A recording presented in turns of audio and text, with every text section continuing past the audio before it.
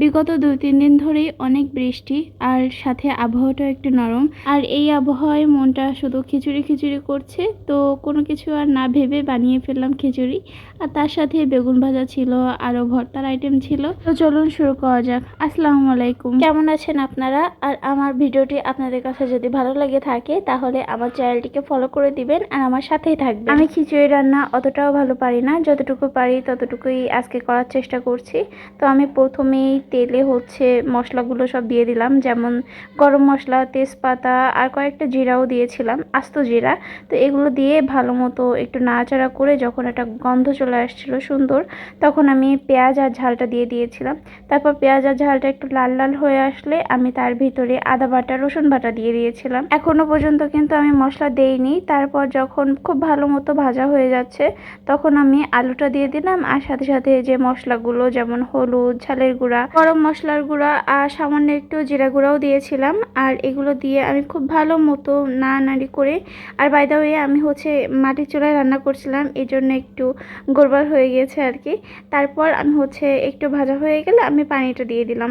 দেওয়ার পরে একটু ভালো মতো কষিয়ে নিয়ে আমি প্রথমে ডালটা দিয়ে দিয়েছি।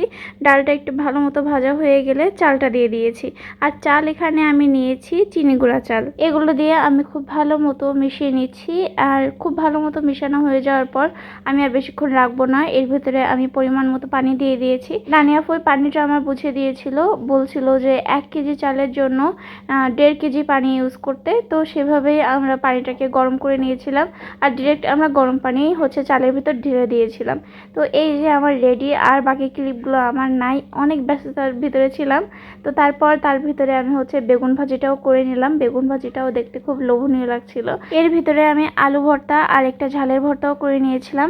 ঝালের ভর্তাটা বানাতে গিয়ে আমার পেঁয়াজ কুচি নিয়েছিলাম, সেটা হালকা একটু তেলে ভেজে সাথে কয়েকটা রসুনও দিয়েছিলাম, মানে রসুনের দিয়েছিলাম। এগুলো ভালো মতো পাটায় বেটে তারপর ভর্তা যেভাবে মাখাতে হয়, ঝাল, লবণ আর সরিষার তেল দিয়ে মাখিয়ে নিয়েছি।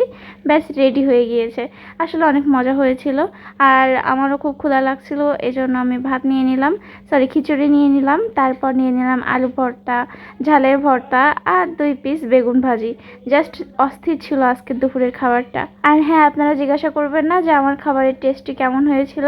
আমি বলছি আমার খাবার টেস্টটা মোটামুটি ভালো হয়েছিল, কারণ প্রথমবার হিসাবে আমি অনেক ভালো করেছি এটা মনে করছি।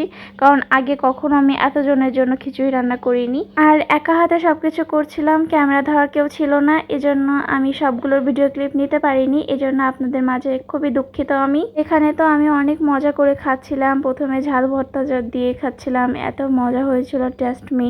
তারপর এখানে আলু ভর্তা দিয়ে খাচ্ছিলাম। এই প্রথমবার আমি খিচুড়ির সাথে আলু ভর্তা ট্রাই করছি। আসলে অনেক মজা ছিল। এটা আমি ফোনে দেখি যে খিচুড়ির সাথে নাকি সকল ভর্তা আইটেম অনেক মজা হয়।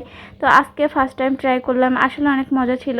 আর তারপর বেগুন ভাজা দিয়ে খিচুড়ির কম্বিনেশনটা জাস্ট ওয়াও।